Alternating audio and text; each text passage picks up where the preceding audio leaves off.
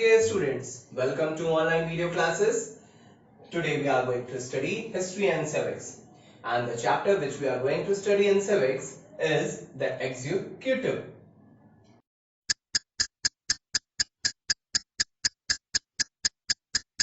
So dear students, today we will discuss these topics in our video class. Firstly, the president, qualifications, election of president, impeachment, power and functions of president, in which we will study about executive power, legislative power, judicial power, and in financial power. In power, there will be some emergency power also we will study today.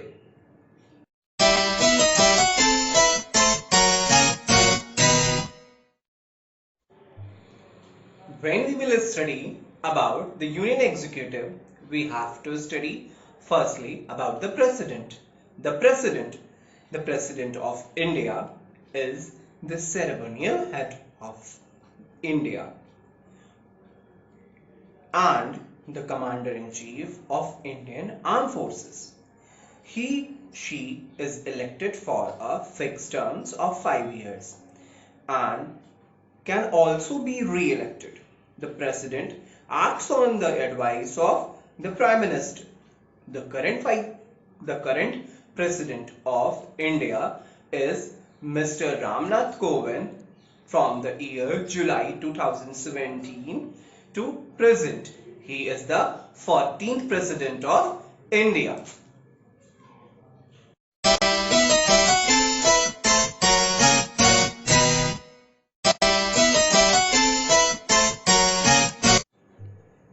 Now, the qualifications for the post of the President. The President must be a citizen of India, not less than 35 years of age, and qualified for elections as member of the Lok Sabha. His term of office is 5 years and he is eligible for re-election. His removal from office is to be in accordance with the procedure prescribed in the article number 61 of the Constitution.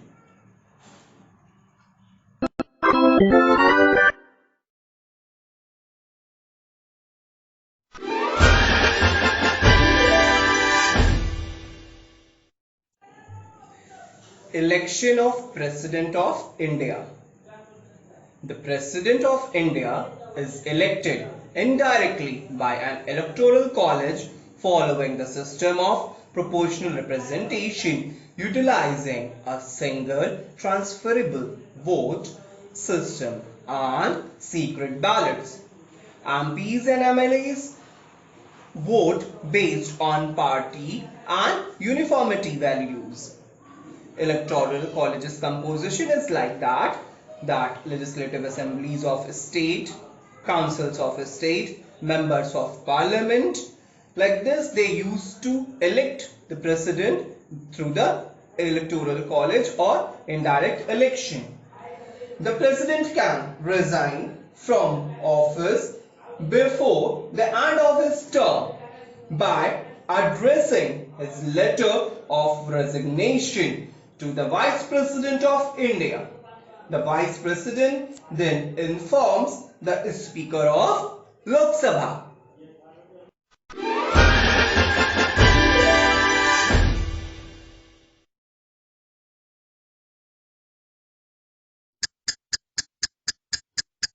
Impeachment. Impeachment of the President. The President may also be removed before the expiry of the term through impeachment for violating the Constitution of India by the Parliament of India. The process may start in either of the two houses of the Parliament. The houses initiates the process by levelling the charges against the President. The charges are contained in a notice that has to be signed by at least 1/4 of the total members of that house. The notice is sent up to the president and 14 days later it is taken up for consideration. A resolution to impeach the president has to be passed by a 2/3 majority of total number of members of the originating house. It is then sent to the other house. The other house investigates the charges that have been made. During this process, the president has the right to defend oneself through authorized counsel. It is a disgrace for the nation to have its highest official impeached. It has never happened so far in India. It is a position of dignity and eminence. But the president does not exercise any powers on his or his own.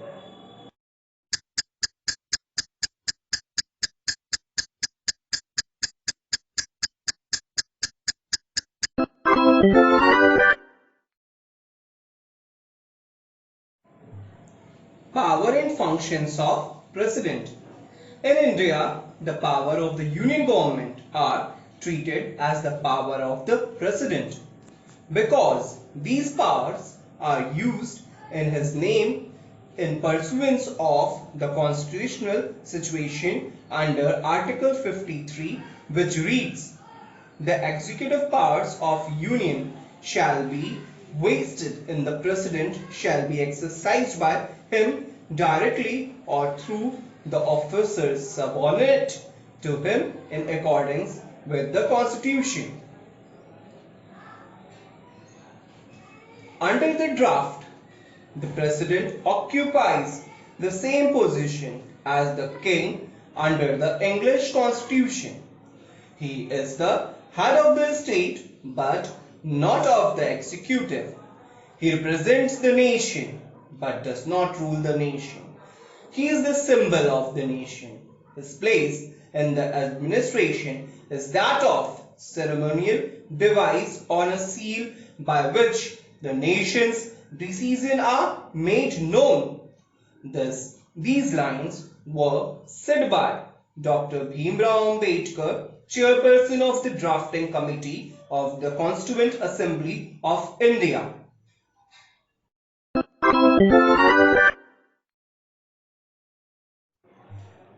The first power of the president is executive power.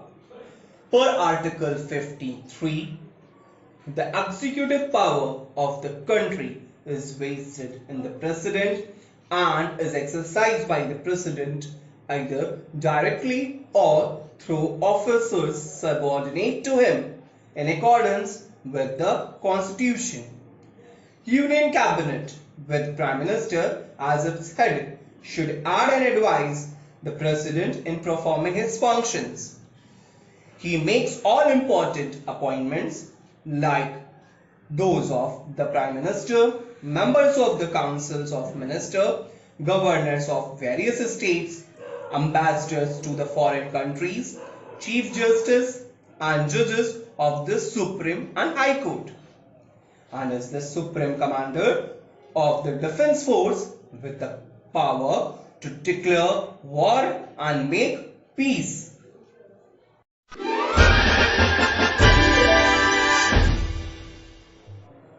Now, second power is legislative power. The president summons both the houses, Lok Sabha and Rajya Sabha of the parliament and produce them. He can dissolve the Lok Sabha.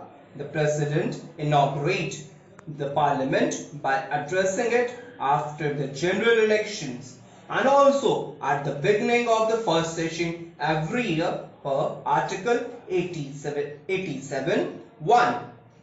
Ordinance can be issued by the president when the parliament is not in session.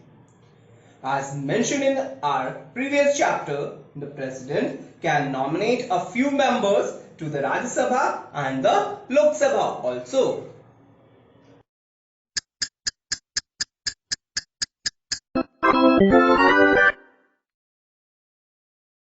Now, third power of the President is judicial power.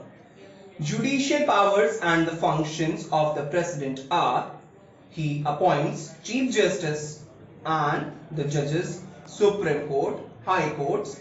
He can seek advice from the Supreme Court on any question of law or fact. However, the advice tendered by the Supreme Court is not binding on the President.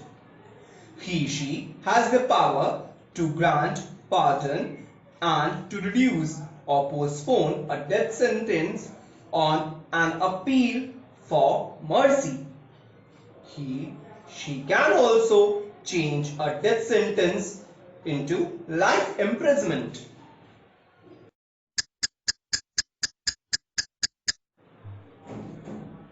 Financial powers. A money bill can be introduced in the Parliament only with the President's recommendation. The President lays the annual financial statement, the Union budget, before the Parliament. The President takes advances out of the Constituency Fund of India to meet unforeseen expenses, means from the emergency fund.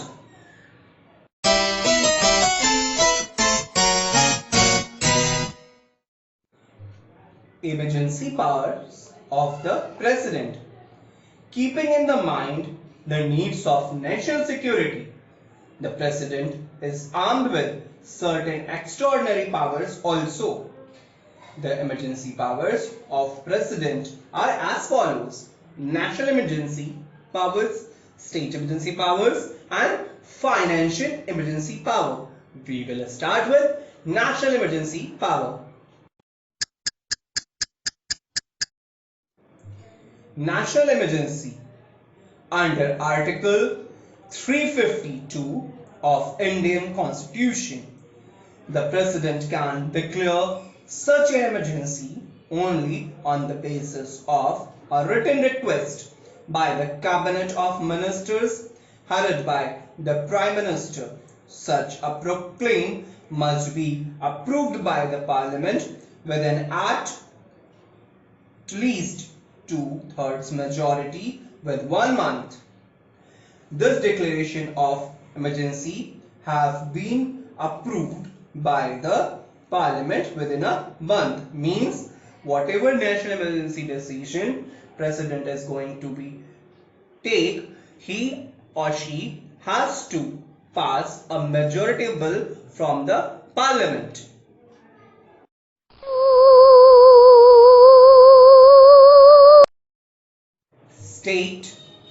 State emergency powers. A state of emergency in India refers to a period of governance under altered constitutional setup that can be proclaimed by the President of India when they perceives grave threats to the nation from internal and external sources or from financial situation of crisis. Several states have been under the presidential rule in this state emergency in the past.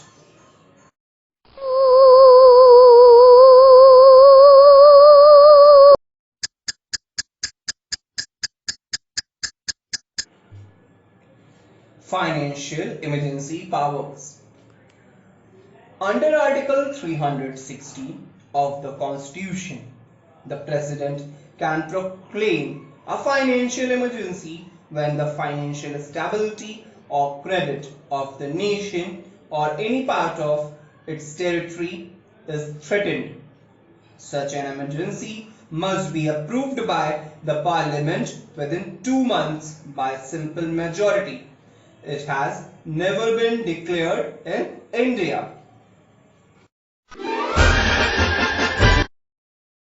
So, dear students, Today we have covered these topics in our video class: the president, qualification of president, election, impeachment, power and function, executive power, legislative power, judicial power, financial power, and emergency power. In emergency power, we have studied national emergency power, state emergency powers, and financial emergency powers. During our video class, we have covered this. Rest of the points, such as the Vice President of India, the state executive, such as Governor and Chief Minister, about these all we will discuss in our next video class. Till then, have a nice day. Thank you.